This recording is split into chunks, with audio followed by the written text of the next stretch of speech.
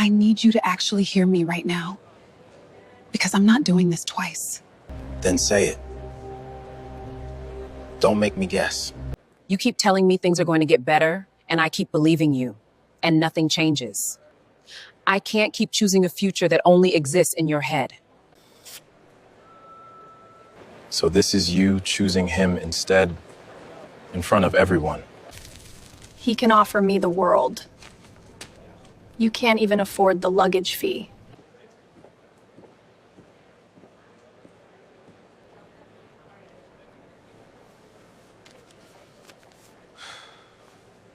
The paper felt lighter than it should have. That's what I remember most. My boarding pass, the last thing standing between me and the flight my wife and I were supposed to take together, weighed nothing at all once it was torn in half. Then in half again. Then into a dozen small white pieces that drifted down and landed on the toes of my sneakers. The same worn-out sneakers she used to tease me about buying new ones. "He can offer me the world, Kaelen," Zephaniah said. She wasn't crying. She wasn't shouting either. Her voice was flat, almost bored, like she was reading a line from a script she'd rehearsed too many times. "You can't even afford the luggage fee." I stood there, at gate 14, holding an empty hand where a boarding pass used to be, and I said nothing. There was nothing to say. Around us, other passengers pretended not to watch, the way people do when something painful is happening in public, glancing, then looking away, then glancing again. Zephaniah didn't wait for a response. She turned, hooked her arm through the elbow of a tall man in a charcoal suit that probably cost more than my first car, and walked toward the first-class boarding tunnel without once looking back. Valerius, her ex-fiancé, the man she'd almost married before she chose me instead. 7 years ago, in a small chapel with folding chairs and a homemade cake. He didn't look at me either. He didn't need to. Men like Valerius don't waste energy on people they've already decided don't matter. I watched the tunnel door close behind them. Then I looked down at my shoes, at the little flakes of paper scattered across the airport carpet like fake snow. I bent down and picked up one piece. It had part of my name on it, K.A. That was it. That was all that was left of Kaelen Vance's seat on Flight 209 to Chicago. I could have chased her. I could have made a scene, begged her to stay, told her in front of 200 strangers that I loved her, and none of this made sense. That's what people do in movies. That's what the old Kaelen, the Kaelen from 3 years ago, might have done. But I wasn't that man anymore. Not since the fire that gutted my architecture firm's downtown office. Not since the bank started calling twice a day. Not since I'd learned, the hard way, that love doesn't pay debts and pride doesn't rebuild a company. So instead, I stood up straight, brushed the paper off my shoes, and walked to the check-in counter to buy a new ticket. Economy, middle seat, whatever was left. The woman at the counter gave me a sympathetic look, the kind people give you when they've clearly seen the whole thing happen. "I'm so sorry, sir," she said, sliding a new boarding pass across the counter. "Don't be," I told her, and I meant it more than she could have known. Because here's what nobody at that gate understood. Not Zephaniah, not Valerius, not the strangers who watched my wife walk away with another man and assumed they were witnessing the destruction of Kaelen Vance. Inside my coat pocket, folded into a soft, worn square from being carried for weeks, were blueprints, structural drawings, pages of stress calculations and load-bearing diagrams that I had drafted myself late at night, back when I still had an office and a team and a life that made sense. They weren't just any blueprints. They were the original engineering patents behind Valerius Tower, the 70-story monument Valerius was building in Chicago, the one with his name in gold letters 40 feet high above the entrance. The tower everyone said would be the tallest private residential building in the Midwest. The tower that was supposed to make him a legend. What Valerius didn't know, what he'd never bothered to check, because arrogant men rarely read fine print, was that 3 years ago, when he pushed my small firm out of that project and stole the contract out from under me, his new engineers had copied my original stress vector framework almost line for line. And they built the entire tower's foundation around it. Every column, every support beam, every ounce of steel holding that building up against gravity and wind and time depended on a patent that was never filed under my company's name. It was filed under mine, Kaelen Vance, personally, quietly. 3 years before any of this happened, back when I was young enough to be paranoid about protecting my own work, Valerius thought he'd taken everything from me that day, my contract, my reputation, and now, at this gate, my wife. He had no idea he was still standing on ground I owned. I found my new seat on the plane 40 minutes later, tucked between a sleeping teenager and a man who wouldn't stop clearing his throat. I didn't mind. I pulled my coat tighter, felt the shape of the folded blueprints against my ribs like something alive, and looked out the small oval window as the ground fell away beneath us. Somewhere ahead of me, in a cabin with wider seats and better champagne, my wife was laughing at something Valerius said. I imagined the sound of it, bright, careless, the same laugh I used to fall asleep to. She thought she was walking toward safety, toward money, toward a man who could fix every broken thing in her life that I supposedly couldn't. She had no idea what Valerius had actually promised her, or why, and she had no idea that in less than a week, the world she just chose over me was going to come crashing down, literally, if I decided to let it. I closed my eyes as the plane climbed higher, and for the first time in months, I almost smiled. Zephaniah sat in the wide leather seat of cabin 1A, a glass of champagne sweating in her hand. She hadn't taken a sip. The bubbles had gone flat 20 minutes ago, and so had she. Valerius leaned back beside her, loosening his tie with the calm of a man who'd already won. "You look tense," he said, refilling her glass without asking. "You should be celebrating. You made the right choice." Did I? The words came out smaller than she meant them to. She kept replaying the look on Kaelen's face at the gate. Not anger, not even heartbreak exactly. Something worse, a kind of quiet acceptance, like he'd expected this all along, like he'd known she would leave before she knew it herself. "Of course you did." Valerius smiled, swirling his drink, watching the light bend through the glass. "You didn't want to watch him lose everything. That's not weakness, Zephy. That's love." Something in his tone made her look up. "Lose everything? Val, his firm already collapsed. There's nothing left for you to take." He chuckled, a low, satisfied sound that didn't match the words she expected to come next. "You really believed I'd ruin his little architecture firm if you didn't come with me." He shook his head, almost fondly, like she'd fallen for something obvious. "Zephy, Kaelen's firm was already dead. Had been for months. I didn't destroy anything. I just used it as leverage. A story. Something to make you move faster." The cabin lights suddenly felt too bright. "What are you saying?" "I'm saying there was never a threat. No demolition deal, no buyout, no lawsuit waiting to bury him." He took a slow sip, savoring it. "I told you I'd wipe him out, if you didn't leave, because I knew you'd believe it. You've always been protective of people you love. It's a beautiful trait." He glanced at her, eyes glinting. Very easy to use. For a moment, Zephaniah couldn't breathe. She thought back to 3 nights ago, the phone call from an unknown number, a voice she didn't recognize, warning her that Kaelen's firm would be erased if she didn't walk away quietly, that Valerius had lawyers ready to bury him in debt he'd never survive. She'd believed it completely.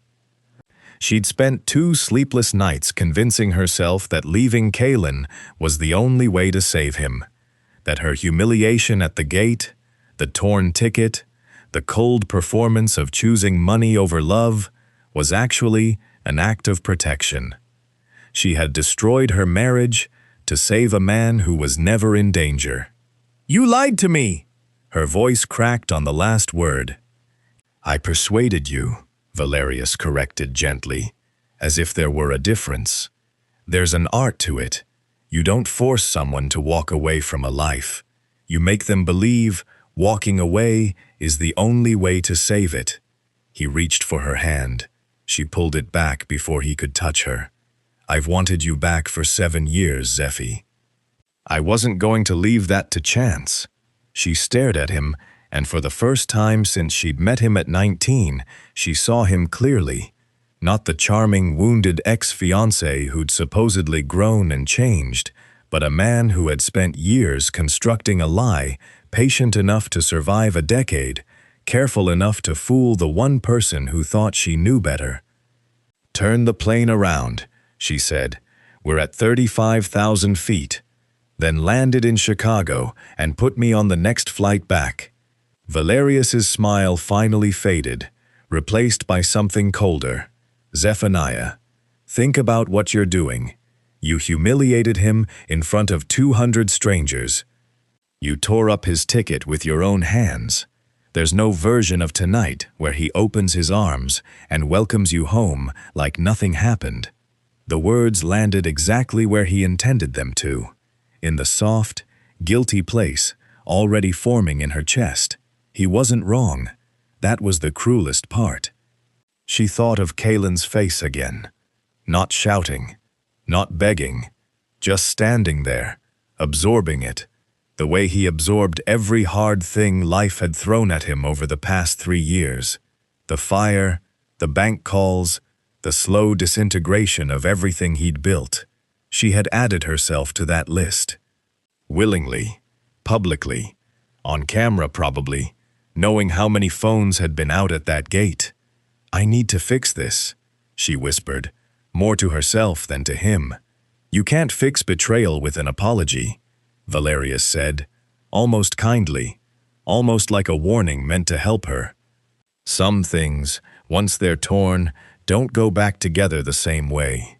She looked down at her own hands, the ones that had ripped the paper into pieces, and thought about how easily she had believed a stranger's voice over 10 years of knowing her own husband's character. Zephaniah didn't finish the champagne. She set the glass down on the tray table, folded her hands in her lap, and stared straight ahead at the empty seat back in front of her, saying nothing else for the rest of the flight. Somewhere behind her, in economy, on a different flight entirely, the man she'd humiliated was already 3 moves ahead of the disaster she didn't yet know she'd caused, and 1 step closer to finishing what Valerius had started the moment he decided to lie. I hadn't planned on staying at the airport. But when the plane to Chicago began boarding without me, I'd missed the connection by 11 minutes, some mix-up with gate changes. I found myself back where the whole thing started, sitting on a cold metal bench near Gate 14, staring at the last few flecks of shredded paper the cleaning crew hadn't swept up yet. I told myself I was just waiting for the next flight. The truth was, some part of me needed to sit in the wreckage for a while before I could move forward. That's when I heard someone running. Kaelen? Amaris, Zephaniah's younger sister, breathless, her coat half-buttoned, a thick manila envelope clutched against her chest like it might slip away from her at any second. She'd clearly sprinted from wherever she'd parked, and from the panic on her face, she hadn't stopped to think about what she'd say once she found me. "You have to go after her," she said, gasping for air, dropping onto the bench beside me. "Please, Kaelen, This isn't what it looks like." I almost laughed. It looked pretty clear, Amaris. She tore up my ticket and left with her ex-fiancé. I don't think there's a version of that I'm misreading. No, listen to me. She shoved the envelope into my hands. She didn't leave because she wanted to. She left because someone told her Valerius would destroy your firm if she didn't. I opened the envelope slowly, expecting legal threats, maybe fabricated debt notices meant to scare her. Instead, I found something I wasn't prepared for: medical files, hospital letterheads, lab results, appointment records going back 4 months, all under Zephaniah's name. What is this? Amaris's eyes filled with tears. She's been having blackouts, Kaelen. Small ones at first. A few seconds where she'd lose time, forget what she was doing, then longer ones. She saw 3 different neurologists, and none of them could agree on what was happening. She didn't want to tell you. She thought you had enough to deal with the firm falling apart and the bank calling every other day. She kept it to herself for months. I stared down at the pages, my hands suddenly unsteady. There were words I recognized from late-night searches I'd never admitted to doing myself. Quietly, alone, after watching her space out mid-sentence a few times and telling myself it was just stress, I'd noticed I hadn't asked hard enough. She was terrified, Amaris continued. Terrified of the bills piling up if it turned out to be something serious. Terrified of adding one more weight onto you. And then 3 nights ago, someone called her, she wouldn't tell me who, and said Valerius was going to bury your firm in lawsuits unless she left you and came back to him. She believed it. She thought leaving you at that gate, publicly, dramatically, was the only way to convince Valerius she was serious enough that he'd actually follow through on protecting you instead. I sat there in silence for a long moment, letting the pieces settle into a shape that made a horrible kind of sense. She hadn't left because she stopped loving me. She'd left because she thought loving me meant disappearing from my life before she became a burden. She thought tearing up your ticket in front of everyone would make it believable, Amaris said quietly. She thought if it looked cruel enough, humiliating enough, Valerius would think she meant it and back off from threatening you. I closed the envelope, my throat tight. Then, without a word, I reached into my coat, the same coat that still held the folded blueprints against my ribs, and pulled out a different piece of paper, a bank receipt, dated 3 days earlier, for a wire transfer large enough to make Amaris's eyes widen when she read the number. What is that? My family's land, the old property upstate, the one my grandfather left me.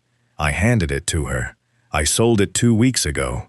Quietly, it cleared every debt the firm had, the loans, the liens, all of it. There was never anything left for Valerius to threaten. The firm's clean, has been for days. Amaris stared at the receipt, then at me, then back at the receipt, like she was trying to reconcile 2 truths that shouldn't have been able to exist apart from each other. You didn't tell her, she whispered. I didn't tell anyone. I wanted to surprise her when I had good news to go with it, a new contract, something to build on, instead of just relief. I let out a breath that shook more than I wanted it to. I guess we were both trying to protect each other in the dark, without telling the other person what we were doing. Amaris pressed her hand against her mouth, and for a second, I thought she might cry harder than she already was. She thinks she ruined everything for nothing, she said. She didn't ruin it for nothing. I stood, tucking the medical files carefully back into the envelope, holding it like something fragile. She ruined it because someone lied to her, and I think it's time I find out exactly who. I looked toward the departures board, searching for the next flight to Chicago, already thinking 3 steps ahead. not toward Zephaniah first, but toward the man who'd built a decade-long lie, sturdy enough to break a marriage in one afternoon. 2 days later, I stood in a cold drizzle at the base of a building that wasn't supposed to exist without my name on it. Valerius Tower rose 70 stories into the gray Chicago sky, half-finished, wrapped in scaffolding and green safety netting that flapped in the wind like something trying to escape. Cranes sat motionless above it. No workers moved along the steel skeleton. The whole site had the eerie stillness of a place that had been abandoned mid-breath. A man in a hard hat and a reflective vest walked toward me, clipboard in hand, squinting against the rain. "You Vance?" "That's me." He handed me a spare hard hat without asking a single question, the way people do when they already know exactly who's in charge, even if the paperwork hasn't caught up yet. Whole site's been shut down since Tuesday morning. Corporate order. Nobody's told us why. I knew why. I'd made sure of it. 3 years ago, when Valerius pushed my small firm off this project, I'd walked away with nothing but a signed termination letter and a promise from his legal team that my outdated designs would be scrapped entirely.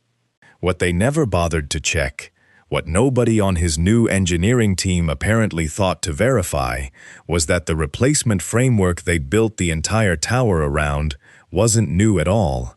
It was mine. My original stress vector calculations, the proprietary load distribution model I'd spent 2 years developing and quietly patented under my own name instead of the firm's, months before Valerius even offered us the contract. When his team redesigned the structural core after firing us, they hadn't redesigned anything. They'd copied it, changed a few variable names, and called it innovation. I looked up at the 70 stories of unfinished steel and concrete looming above me, rain sliding down my collar, and felt something settle in my chest that wasn't quite satisfaction and wasn't quite grief, somewhere in between. "You built something beautiful on a foundation you never owned," I said quietly, to no one but myself. The foreman cleared his throat behind me. "You gonna tell me what's going on? Or should I just start looking for a new job?" I turned to face him. He seemed like a decent man, the kind who probably had a family waiting for a paycheck that depended on cranes moving and concrete pouring. I didn't take any pleasure in what came next, but I didn't feel guilty about it either. "Every core support column in this building," I said, "every load-bearing beam holding up 70 stories against wind and gravity relies on a structural patent. That patent isn't owned by Valerius Enterprises. It was never licensed to them. It's registered under my name, personally, not through my old firm, and as of 2 days ago, I revoked their right to use it." The foreman's face went pale under the brim of his hard hat. "You're telling me this whole building is sitting on a design you own?" "I'm telling you this whole building can't legally rise another inch without my signature on a new agreement," I said, "and I have no intention of signing one." He looked up at the tower, then back at me, understanding settling into his expression slowly, like watching a man realize the ground beneath him had shifted without him noticing. "Valerius know yet? Not officially, but by Monday, when the city inspectors show up for the routine structural review and find an active patent dispute attached to the building's foundation, he's going to know very officially." I handed the hard hat back. "Tell your crew I'm sorry for the disruption. This isn't about them. It never was." I walked the perimeter of the site alone after the foreman left to make his calls, tracing the base of the tower with my eyes, remembering the version of this project I'd once dreamed about, back when Valerius had shaken my hand, called my designs the future of the skyline, and promised me creative control over every inch of it. Back before he decided my firm was small enough to discard and my ideas valuable enough to steal. He thought taking the contract meant taking everything. My reputation, my company, eventually, apparently, my wife. What he never understood, what men like Valerius rarely understand because they've spent their whole lives being handed things instead of building them, was that the real power was never in the contract.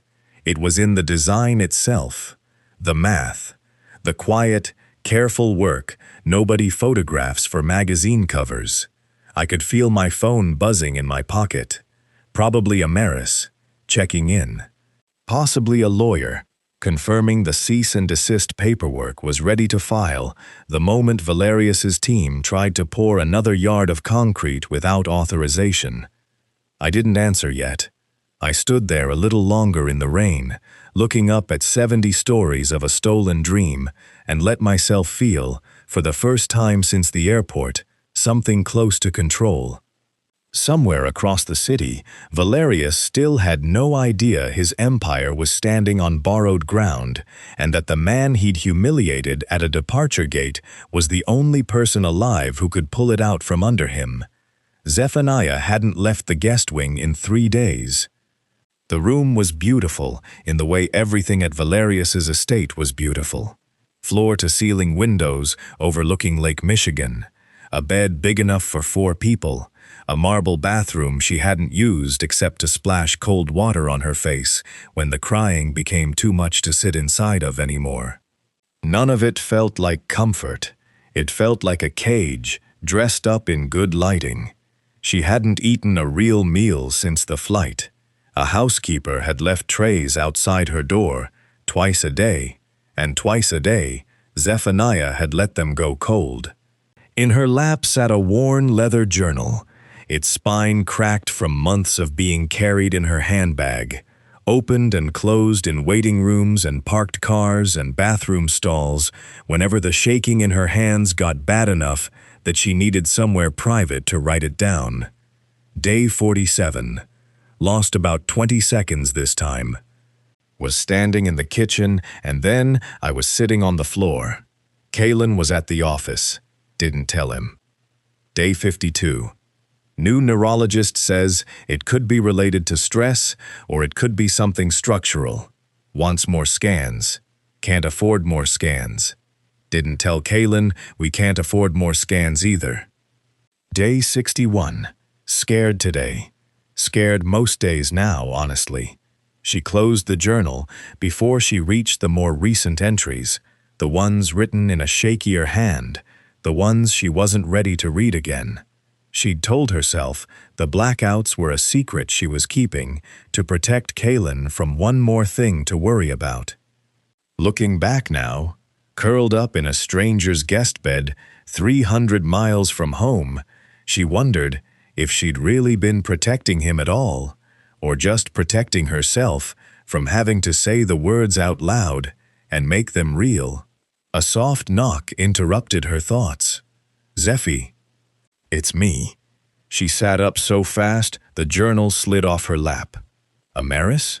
Her sister stepped into the room, still in the same rumpled coat from the airport, dark circles under her eyes, from what had clearly been a red-eye flight straight from New York. She didn't wait for an invitation.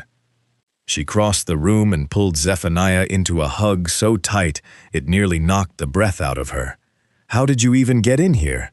Zephaniah asked, pulling back, wiping her face with the back of her hand. I told the staff I was your sister, and I looked upset enough that they didn't ask questions. Amaris sat on the edge of the bed, studying her sister's face with the particular worry only siblings seem capable of. You look terrible. Thanks. I mean it in the nicest way possible. Amaris reached for her hand. Zephy, I found Kaelen, at the airport actually. He missed his connection. Zephaniah's whole body went still. Is he okay? He's more than okay. Amaris hesitated, choosing her next words carefully, the way you do when you know what you're about to say is going to break something open. He's debt-free, Zeffie. He sold his family's land, the property upstate, the one his grandfather left him 2 weeks ago, quietly. Cleared every liability the firm had before any of this happened at the gate. The room seemed to tilt slightly. That's not possible, Val said. Val lied. Amaris's grip on her hand tightened. There was never a threat to Kaelen's firm. Valerius told you that story because he knew exactly how you'd react to it. He used your love for Kaelen as a weapon to get you to leave him.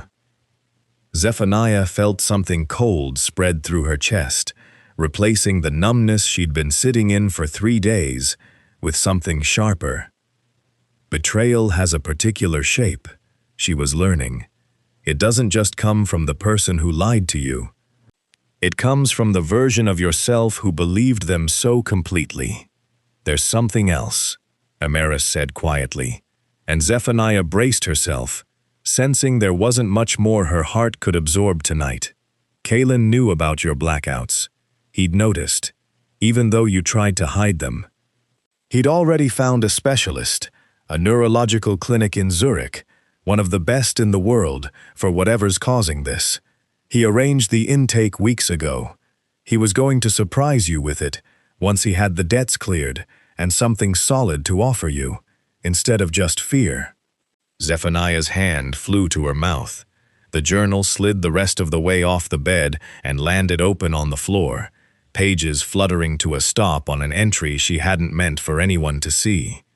Amaris glanced down at it, and Zephaniah watched her sister's face crumple as she read even a few lines. You were both trying to save each other, Amaris whispered, in completely different directions, and instead you destroyed each other by accident. The weight of it hit Zephaniah all at once, not gradually, the way grief sometimes builds, but instantly, like a wave she hadn't seen coming until it was already over her head. She had stood at that gate and torn her husband's ticket into pieces, humiliated him in front of 200 strangers, walked away holding another man's arm, all to protect him from a danger that never existed, while he had spent those same weeks quietly protecting her from every danger that did. She pressed both hands over her face and finally let herself cry the way she hadn't allowed herself to since the airport, not delicate, not controlled, but the raw, ugly kind of crying that comes from realizing the worst mistake of your life was built entirely on a lie you never should have trusted.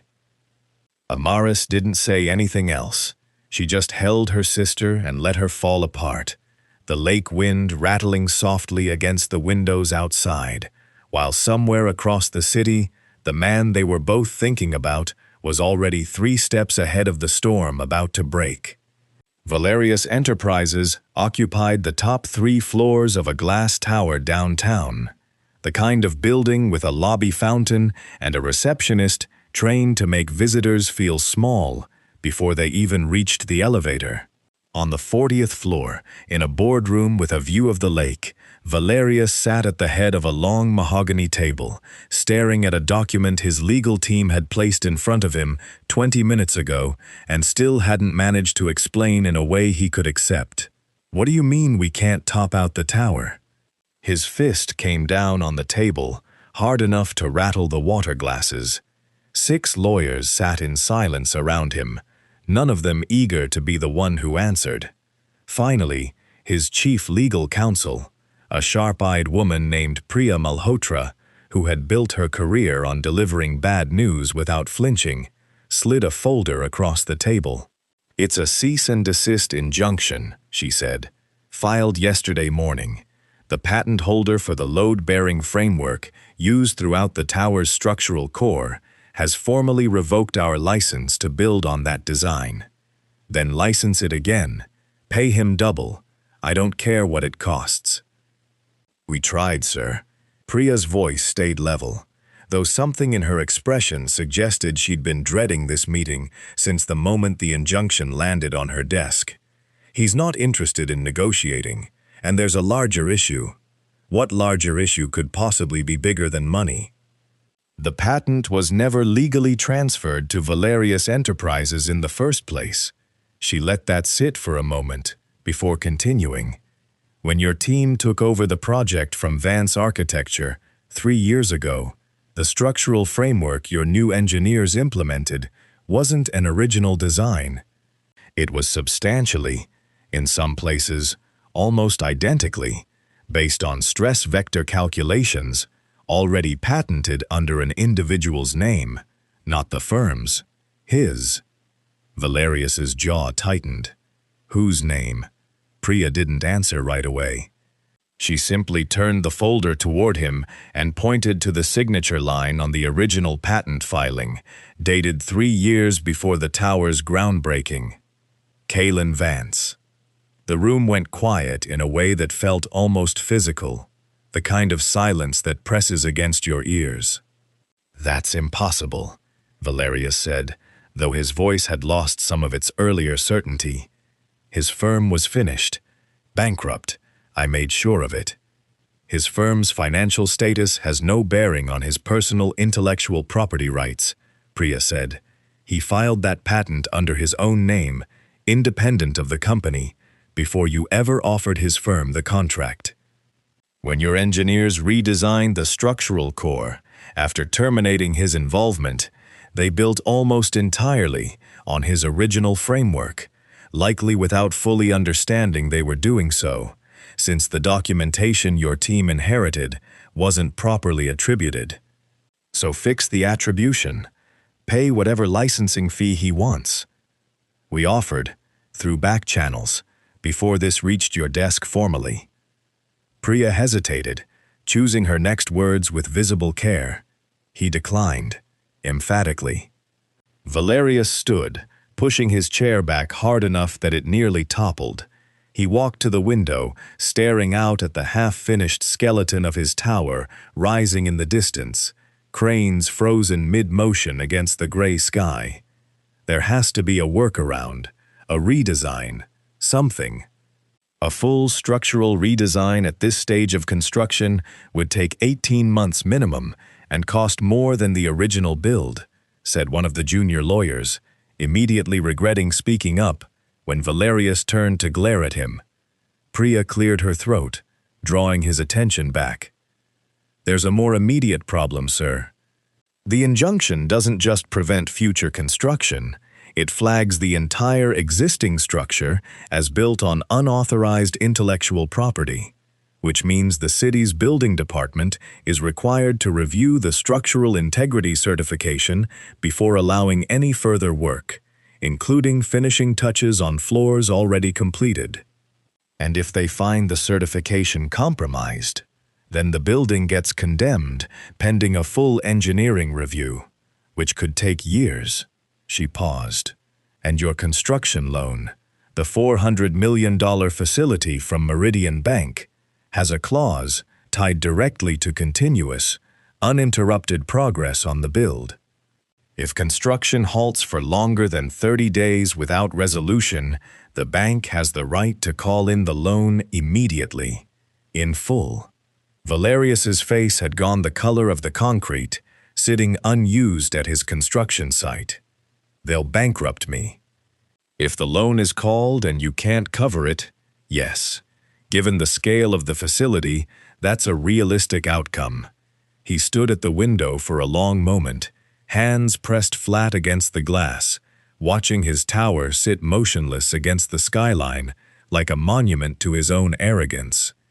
Somewhere in the back of his mind, a memory surfaced, a young architect 3 years ago, sitting across from him at this exact table, nervous but confident, sliding a stack of drawings forward and saying, "This design will outlast both of us if you build it right." He'd fired that architect 2 weeks later and taken the drawings anyway, certain no one would ever trace the theft back to a small firm that would be forgotten within a year.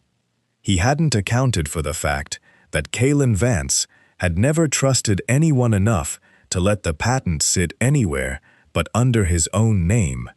"Get him on the phone," Valerius said finally, turning back to the room. "I'll pay him whatever he wants. I'll give him partial credit on the project, a public apology, anything." Priya shook her head slowly. "He's not answering calls from Valerius Enterprises, sir. He made that clear through his attorney this morning." "Then what does he want?"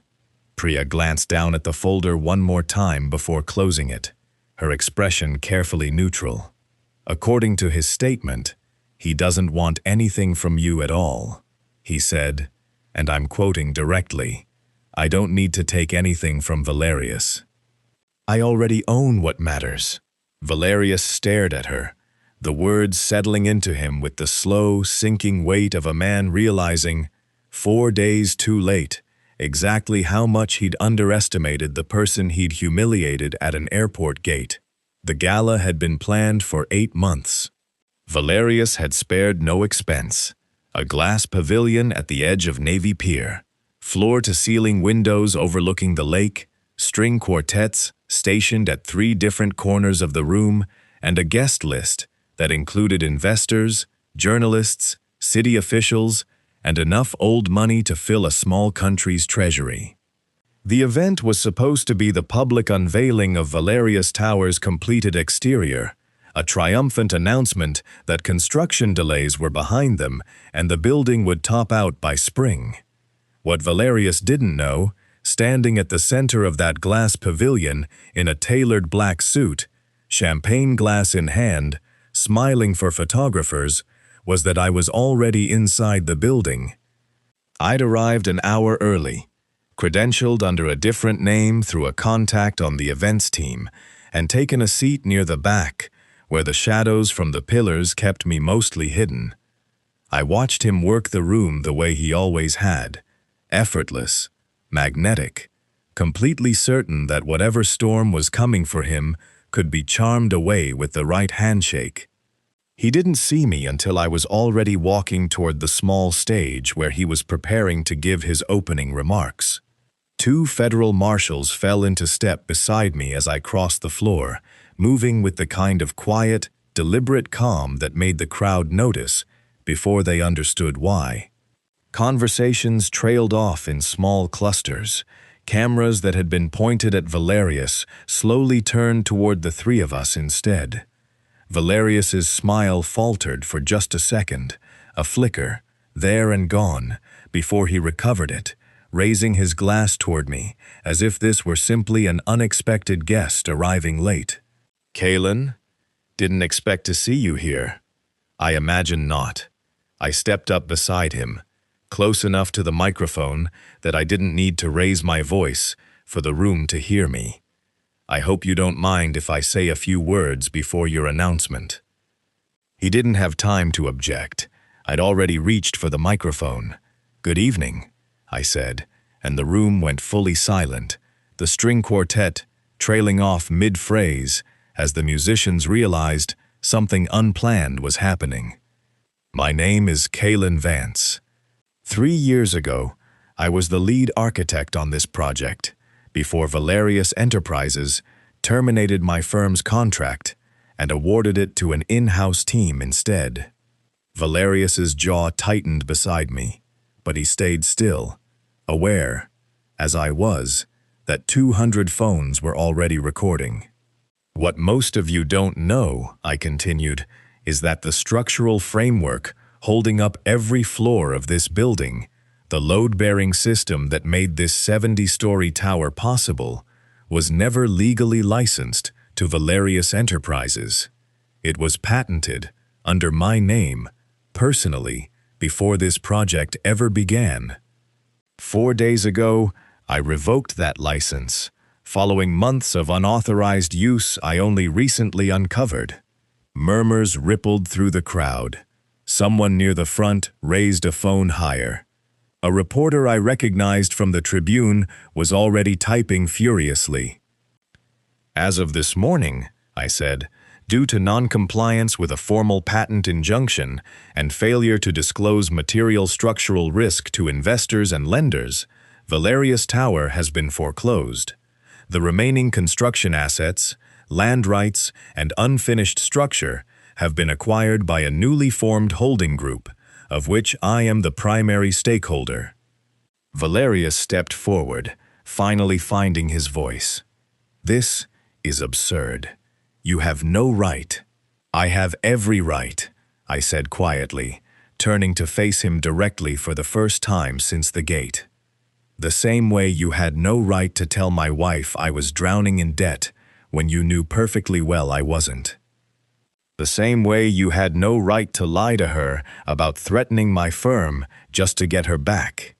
The room had gone completely still now, the kind of silence that happens when 200 strangers realize they're watching something much more personal than a business dispute unfold in real time. There's one more thing, I said, and I nodded toward the marshals beside me. The $400 million construction loan tied to this project required continuous, truthful reporting to Meridian Bank regarding the structural integrity and legal standing of the build. Documents obtained during the injunction review show Valerius Enterprises knowingly submitted false certifications for the past 8 months, concealing the unauthorized use of patented structural designs in order to maintain access to loan disbursements. That's bank fraud, someone in the crowd said, loud enough to carry. Yes, I said simply. It is. The marshals moved forward.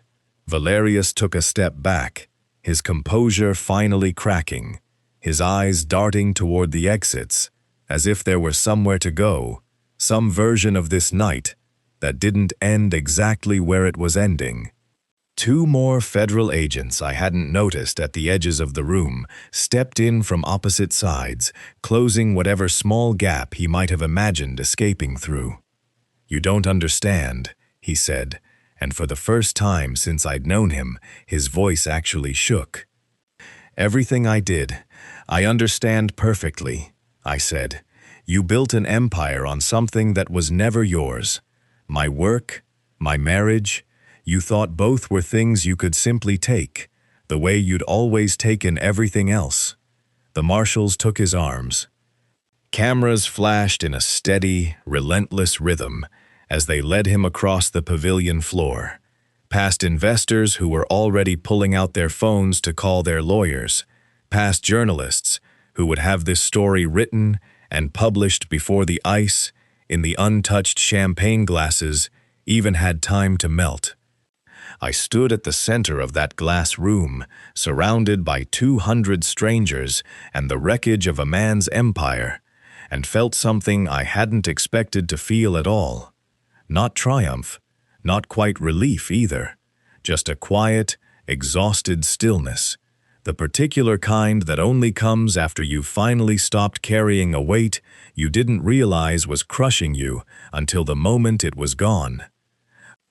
The gala emptied out slowly after Valerius was led away, guests trickling out in stunned clusters, murmuring into their phones, already turning the night's spectacle into a story they'd tell for years. I stayed behind long enough to speak briefly with my new legal team, to confirm the foreclosure paperwork was properly filed, to shake a few hands from investors suddenly very interested in whatever I decided to build next. By the time I stepped outside, the pavilion behind me had gone quiet, its glass walls glowing faintly against the dark water of the lake. The autumn wind coming off Navy Pier was sharp enough to cut through my coat, carrying the smell of cold water and diesel from the boats, still docked for the night. I walked toward the edge of the promenade, past the shuttered ice cream stands and the string of lights swaying overhead, and stood watching the waves break against the pylons below. I hadn't planned on staying out here. I told myself I just needed a few minutes before heading back to the hotel, a few minutes to let the last 4 days settle into something I could actually process. That's when I heard footsteps behind me, slow and hesitant, stopping a few feet short of where I stood. I didn't need to turn around to know who it was. Kaelen. Her voice was smaller than I remembered it. I turned and found Zephaniah standing beneath the amber glow of a street lamp, still in the same evening dress from the gala, though she must have watched everything unfold from somewhere in the back of the crowd, because I hadn't seen her at all until now. Her eyes were red and swollen, mascara smudged in a way that told me she hadn't bothered fixing it, and she was trembling, not just from the cold. "I thought I was saving you," she said, her voice cracking on the last word, taking a hesitant step closer. "I destroyed us to protect you, and I ruined everything." I didn't say anything right away. 4 days ago, I might have, 4 days ago, standing at that gate, watching her walk away, I might have had 100 things to say, all of them sharp enough to leave a mark. But somewhere between the construction site and the boardroom and the gala, most of that anger had burned itself out, leaving something quieter and more complicated behind. "Amaris told you," I said. "It wasn't a question. Everything." She wrapped her arms around herself against the wind. "The land you sold, the debts you cleared without telling anyone, the specialist in Zurich." Her voice broke completely on that last part. "You knew about the blackouts, and you never said anything. You just quietly went and found the best doctor in the world for it, while I was hiding it from you because I thought you had enough to carry. I noticed you were disappearing sometimes," I said, mid-sentence, mid-thought. I told myself it was stress. Then I stopped pretending I believed that and started making calls instead. "Why didn't you tell me?" "Because I wanted to give you something solid before I gave you something frightening," I said. "I didn't want you carrying the fear of a diagnosis with nothing on the other side of it. I wanted to hand you both pieces at once. Here's what might be wrong, and here's exactly how we're going to fix it." She pressed her hand over her mouth, and for a moment the only sound between us was the wind and the water hitting the pylons below. "I believed him," she said finally, her voice raw. "A stranger called me, told me your firm would be destroyed unless I left, and I believed it, over 10 years of knowing you. I tore up your ticket in front of everyone, because I thought if it looked cruel enough, Valerius would think I meant it, and leave you alone. I thought I was protecting you, the only way I knew how." "You were protecting me from a threat that never existed," I said, "while I was protecting you from one that did." "I know." Her voice was barely audible now. "I know how that sounds. I know what I did to you. In front of all those people. I don't expect you to just—" She stopped, swallowing hard. "I don't know what I expect. I just needed you to know I understand what I destroyed, even if there's no fixing it." I looked at her for a long moment, this woman I'd loved for 7 years, who had just spent the worst 4 days of both our lives, learning the same hard lesson I had, that love, without honesty, leaves too much room for other people to fill in the silence with lies. "Regret hangs pretty heavy tonight," I said quietly, more to myself than to her. "It does." A tear slipped down her cheek, and she didn't wipe it away. "I don't know how to ask you to forgive me for something this big. I'm not even sure I'd know how to forgive myself, if I were you." I didn't answer that yet. Some things aren't meant to be resolved, standing on a windy pier at midnight, surrounded by the wreckage of someone else's collapsed empire. "Get some sleep, Zephy," I said instead.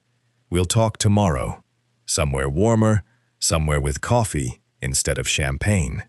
She nodded, wiping her face with the back of her hand, and for the first time in 4 days, something that looked almost like hope flickered behind the exhaustion in her eyes. I watched her walk back toward the pavilion, alone this time, no one's arm hooked through hers, and turned back toward the water, letting the cold wind carry away whatever was left of the anger I'd been holding on to since the gate. Tomorrow would answer the harder question. Tonight, it was enough that she'd finally told the truth. The diner wasn't much to look at. A squat building with a flickering neon sign, cracked vinyl booths, and coffee that had probably been sitting on the burner too long. It was the kind of place nobody would ever photograph for a gala or a magazine spread, which was exactly why I'd chosen it. Zephaniah was already sitting in the corner booth when I arrived, 2 mugs of coffee steaming untouched on the table between us.